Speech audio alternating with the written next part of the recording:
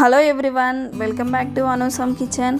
ఈరోజు మనం వంట కాకుండా వంటకి సంబంధించింది అన్నిటికంటే కిచెన్లో మనకు చాలా ఇంపార్టెంట్ అయినది గ్యాస్ స్టవ్ అండి. ఈ గ్యాస్ స్టవ్ని మనం ఎలా క్లీన్ చేసుకోవాలి, అది కూడా అతి తక్కువ అమౌంట్తో అతి తక్కువ సమయంలోనే మనం ఇంత మంచిగా తలతల మెరిసిపోయేలాగా మన గ్యాస్ స్టవ్ని మనం సిద్ధం చేసుకోవచ్చు.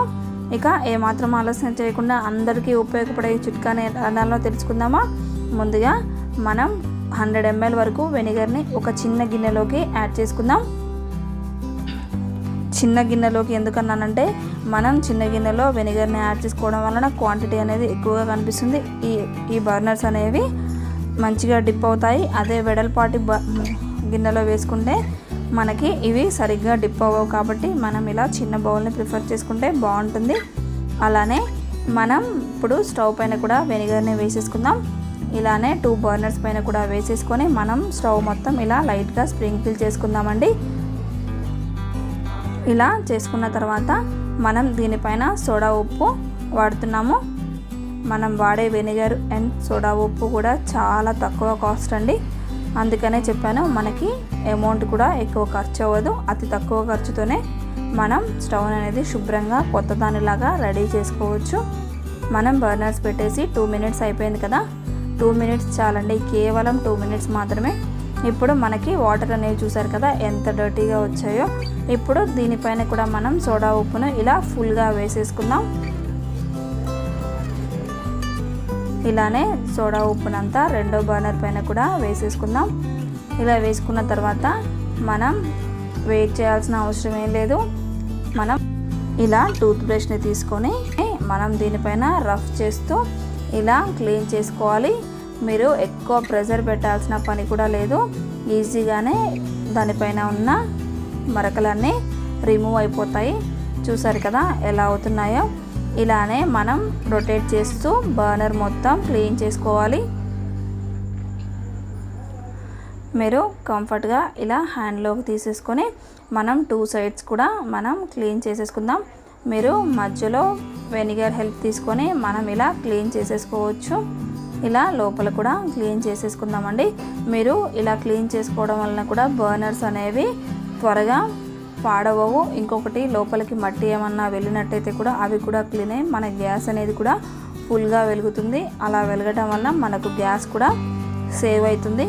ఇప్పుడు ఇలా 2 బర్నర్స్ అనేవి క్లీన్ చేసుకున్న తర్వాత మనం ఒక గిన్నెలోకి తీసుకొని వీటిలో కూడా వాటర్ వేస్తూ ఒక 2 times మంచిగా వాష్ చేసుకోండి. ఇలా వాష్ చేసేటప్పుడు కూడా మనకొకసారి మనం ఇలా బ్రష్తోని క్లీన్ చేసుకుంటూ వాష్ చేసుకోండి. ఇంకా ఏమైనా మరకలు ఏమైనా ఉన్నట్టయితే అవి కూడా వెళ్ళిపోతాయి. మనం ఇప్పుడు ఈ బర్నర్స్ని ఫ్రెష్ వాటర్లోకి తీసుకొని మనం ఒక పక్కన పెట్టేసుకుందామండి. ఇప్పుడు మనం స్టవ్ పైన ఆల్రెడీ వెనిగర్ని సోడా ఉప్పును వేసుకొని పెట్టుకున్నాం కనుక చూసారు కదా, మనం హ్యాండ్తోని ఇలా అంటేనే మనకి పైన ఉన్న మరకలు అనేవి పోతున్నాయి. మీరు అతిగా కష్టపడాల్సిన పని లేదండి, చాలా త్వరగానే మీకు ఈ మరకలు అనేవి పోతాయి. ఇప్పుడు మనం ఇలాంటి స్క్రబ్బర్ సహాయంతో మనం గ్యాస్ అంతాను ఒకసారి మంచిగా క్లీన్ చేసేసుకుందాం. ఇలా రఫ్ చేస్తూ క్లీన్ చేసుకోండి. మీరు ఎక్కువగా ప్రెషర్ పెట్టాల్సిన పని కూడా లేదండి, చాలా సింపుల్గానే వెళ్ళిపోతాయి. ఇలా మీరు ఒక 2 minutes పాటు ఇలా రుద్దుకుంటే సరిపోతుంది. ఆ తర్వాత మీకు ఇలా చివర్లో ఏమైనా ఉన్నట్టయితే మనకి స్క్రబ్బర్తోని క్లీన్ అవ్వదండి అంతా నీట్గా. అప్పుడు మనం ఇంతకుముందు యూజ్ చేసాం కదా ఆ టూత్ బ్రష్తోని మనం ఎడ్జెస్కి ఇలా లోపల వరకు పెట్టేసుకొని క్లీన్ చేసేసుకోవచ్చు. మీరు అట్లీస్ట్ ఈ పద్ధతిలో వీక్లీ 2 times 3 times అయినా చేసుకుంటే మనకి గ్యాస్ స్టవ్ అనేది ఎప్పుడు కూడా కొత్త దానిలాగానే ఉంటుంది. మనకి ఏమైనా మరకలు పడినట్లయితే కూడా మనకి క్లీన్ చేసుకోవడం కూడా చాలా ఈజీ అవుతుంది.